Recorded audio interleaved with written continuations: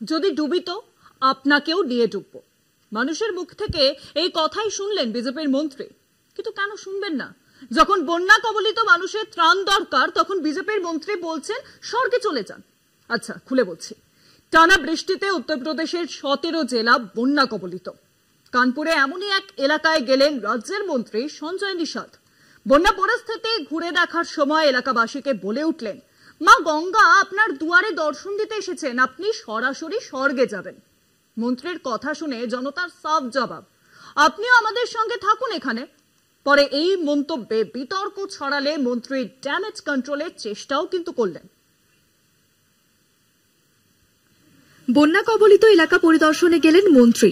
সমস্যায় পড়া মানুষেরা মন্ত্রীকে দেখে উজাড় করে দিতে চাইলেন নিজের দুঃখের কথা, কিন্তু মন্ত্রীর উত্তর শুনলে চক্ষু চড়ক গাছ হতে বাধ্য। हम कहते हैं हम लोग गंगा जी से मुलाकात करने, हम लोग गंगा पुत्र हैं, 100 भाग्यशाली हैं।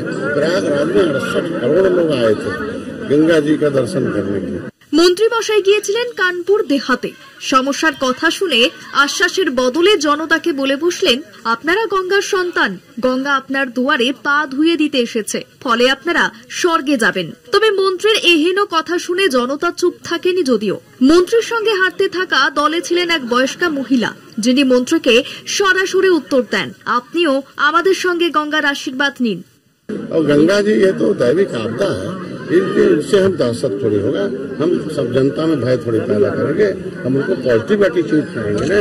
মন্ত্রীর এই মন্তব্য নিয়ে বিতর্কের ঝড় উঠতেই নিজের সমর্থনে নিষাদ বলেন, বন্যা প্রাকৃতিক দুর্যোগ, সরকার জনগণকে সহায়তা দেওয়ার যাবতীয় কাজ করছে, তবে এই সময় সদর্থক মনোভাব রাখতে হবে, তাই মানসিকভাবে তাদের সহায়তা দিয়েছি।